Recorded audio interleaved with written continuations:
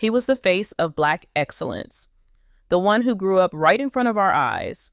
Malcolm Jamal Warner, the smart, funny, and thoughtful Theo from The Cosby Show, wasn't just a character. He was a symbol of pride, talent, and hope. But everything changed the moment the news dropped. Malcolm Jamal Warner, dead at just 54. Fans were in disbelief. And then Jaleel White, yes, Steve Urkel himself, broke down live on air. His voice cracked as he said, "I grew up looking up to him. I still can't believe he's gone." But you won't believe what happened just after the cameras stopped rolling. Jaleel's grief turned into something deeper, something personal, almost painful. And that's when people started asking, what really happened to Malcolm? Let me tell you, this wasn't just another celebrity death. It felt different. It was different because what looked like a tragic accident was actually the beginning of something much darker. And here's the shocking part. Malcolm and Jaleel were closer than anyone in the public ever knew. Not just co-stars from the same era, but like brothers. What connected them wasn't fame, it was struggle. They both knew what it felt like to be young Black men in Hollywood, constantly judged, boxed in, and quietly pushed aside once the cameras stopped rolling. This is where it gets interesting. Their connection went back to a 1990 celebrity basketball game when Jaleel was just 13. Malcolm, already famous, noticed the awkward kid in suspenders and gave him advice. One simple moment, but it sparked a bond that lasted decades. Malcolm saw something in Jaleel that others didn't. More than the Urkel character, he saw potential. And when the pressure of being typecast started eating Jaleel alive, Malcolm was the one who told him to start writing, to direct, to take control of his own story. That advice changed Jaleel's life.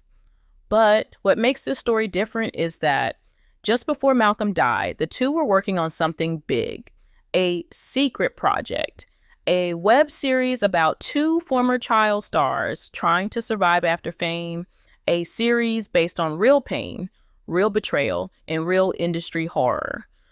But here's the craziest part. No one even knew this project existed until after Malcolm's death. And now that project may never be finished because everything about it, scripts, files, meeting notes, disappeared, gone, just like that. And then came the morning that shook the world. July 12th, a neighbor called 911 at 6:22 a.m., saying they heard shouting and then silence from Malcolm's Los Angeles home. Paramedics arrived, but it was too late. Malcolm was found unresponsive in his backyard pool. The official word, a drowning accident. But things weren't adding up, not to his fans, not to his friends, and definitely not to Jaleel. From the outside, it looked like a tragic accident. But when you peeled back the surface, something far more disturbing began to appear. Everyone knew Malcolm Jamal Warner wasn't just any man.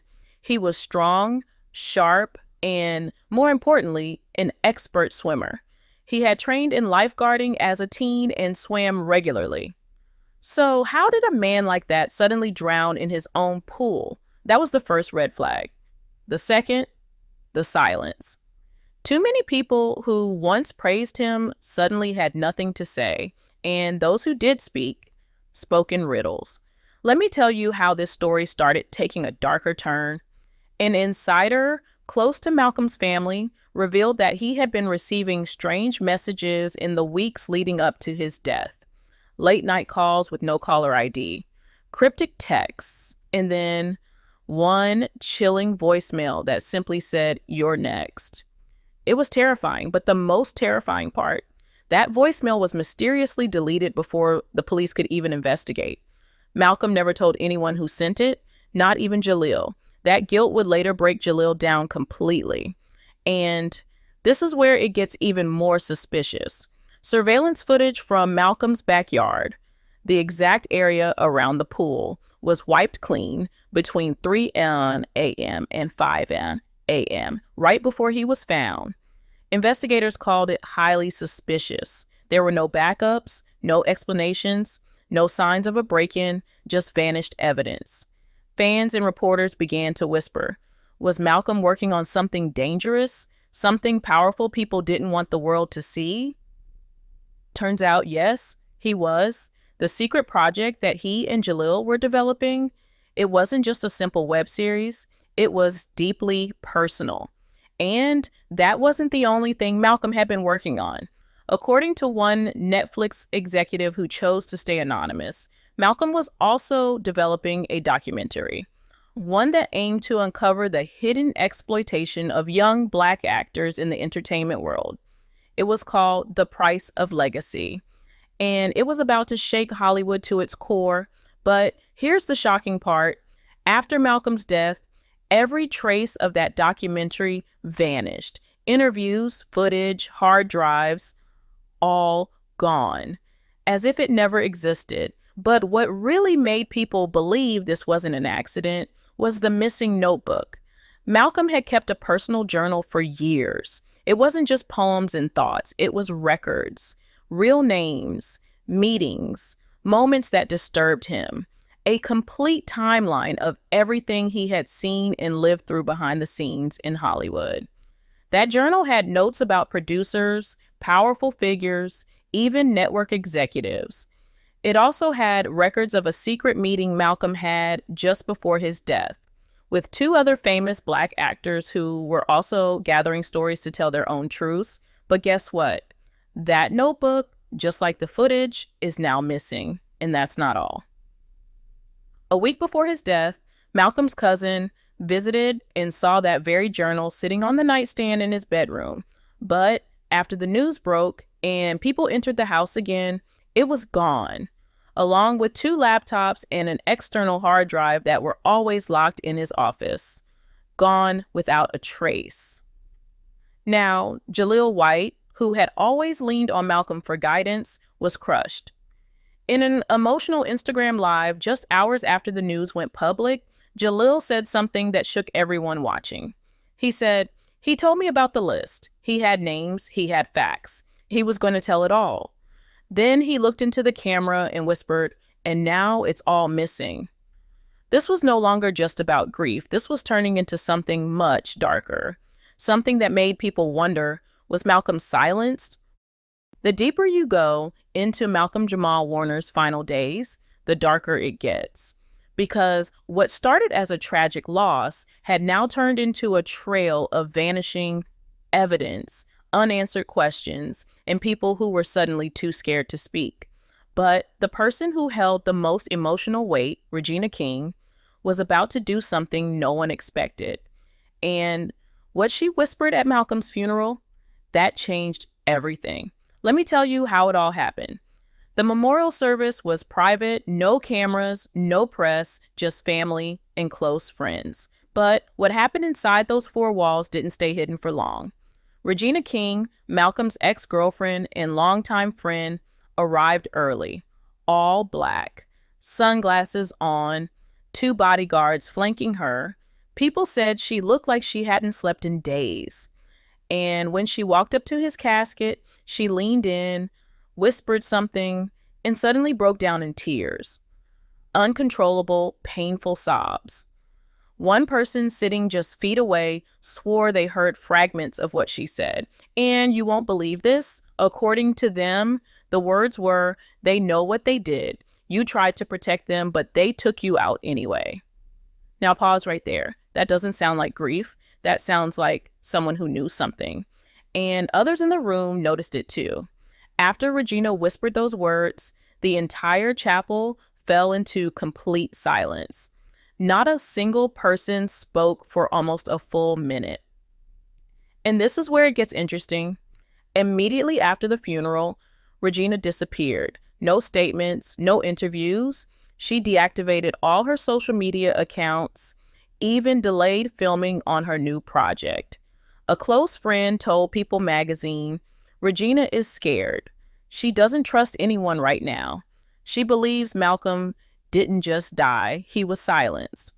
That's a strong word, silenced. Fans online picked up the trail quickly. Hashtags started trending. Hash what did Regina say? Hash justice for Malcolm. Hash missing notebook. People were zooming in on video clips, analyzing her lips, breaking down body language. TikTok exploded with theories. Some believed she was about to speak out. Others thought she was being watched. But no one doubted one thing: Regina knew something. And she wasn't the only one acting strange. The rest of the Cosby Show cast, their reactions were just as suspicious. Felicia Rashad, who played Claire Huxtable, Malcolm's on-screen mother, posted something on Instagram that shocked fans. She wrote, "He carried the weight of silence for too long. Let peace find him now." What did she mean by weight of silence? What was Malcolm holding in all these years? Then came the silence of Kashia Knight Pulliam, Rudy. She vanished from the public eye after Malcolm's death. No tribute, no post, nothing. A source close to the cast said, "She's not staying silent because of grief. She's staying silent because she's scared." And then there was Bill Cosby, the man who started it all. His official statement was so cold. People were furious. It said, "Malcolm was a talented young man. He will be missed. We move forward." That's it. No emotion, no memory, just a flat, robotic message. A former studio producer told Radar, "That wasn't grief, that was PR cleanup." Malcolm and Cosby had tension for years. It didn't stop there. Word got out that Malcolm had started writing a memoir before his death. A book. One that would finally reveal everything he'd seen, felt, and hidden during his time in the industry. But just as he began, he stopped. Suddenly. No explanation. People now believe someone found out. Someone wanted him to stay quiet. The once perfect Cosby Show family was crumbling. And the more people tried to speak, the more they were shut down. The mystery wasn't just about how Malcolm died. It was about why. Was it because of what he was planning to say, or because of what he already knew? Everything surrounding Malcolm Jamal Warner's death pointed to one thing. This wasn't just a tragic accident. This was a carefully controlled silence. And as more time passed, the fear grew louder, the silence grew deeper, and the truth became harder to ignore. But what really sealed it all? The reaction from the industry itself. Let me tell you, within just 48 hours of Malcolm's passing, every mention of his secret documentary, The Price of Legacy, was completely wiped from studio records. Internal listings gone. Emails disconnected. Even backup footage that had been stored on cloud servers deleted. People working loosely on the project started distancing themselves. 3 actors who had agreed to be interviewed for it suddenly released public statements saying they were never involved.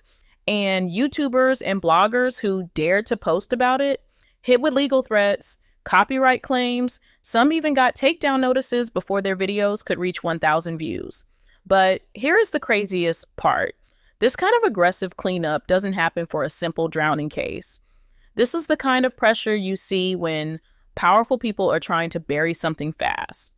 Regina King, still in hiding, gave no public comment. But someone from her inner circle leaked a private message she reportedly sent to a friend. The message read, "They warned him, he didn't care, now they're warning me." That one line sent shockwaves online. Was Regina next? Was she being threatened to stay quiet? And while most of the cast went silent, one person didn't. Tisha Campbell. She posted a cryptic story just hours after Malcolm's death. "Y'all better wake up. People out here dying for telling the truth." She didn't name names. She didn't mention Malcolm. But the timing said everything. Another actor, Lawrence Tate, said something even more chilling during an interview. He said, "He was on to something big, too big. They knew that." These weren't just tributes, these were warnings. Now, let's go back to the missing journal. The one with names, meetings, secrets. No one has seen it since. But according to a cousin of Malcolm's, the last time she saw that journal, it was resting right next to a locked hard drive on his writing desk. After the investigation, both were gone. No one knows who took them, no fingerprints, no trail, just gone. And yet, the biggest mystery still remains. What exactly was Malcolm planning to expose? Rumors say the notebook didn't just have industry names. It also included disturbing events from The Cosby Show set, not directly tied to Cosby himself, but others within the network. It also included notes about a secret dinner Malcolm had with two A-list actors who were also planning to speak out. That meeting was never supposed to go public. But here's where destiny took an unexpected turn. The very people Malcolm trusted may have also been watched, because days after his death, both actors pulled out of their own documentary projects, and neither has spoken since. As the days passed, fans started piecing things together. The secrecy, the missing files, the deleted footage, the warnings, the whisper from Regina, and most of all, the way people were too afraid to say anything. It all points to something bigger, something dark, something dangerous. In the end, Malcolm Jamal Warner was more than just Theo Huxtable. He was a man trying to speak his truth, protect the next generation, and challenge the silence that surrounds the entertainment industry. But in doing so, he may have stepped into a battle he couldn't win, a battle that cost him everything. Now, fans are left with more questions than answers. Was Malcolm silenced? Was he targeted for trying to reveal the truth? And if so, who's next? Because one thing is clear. Malcolm didn't just leave behind a legacy, he left behind a warning. And someone out there is working very hard to make sure that warning is never heard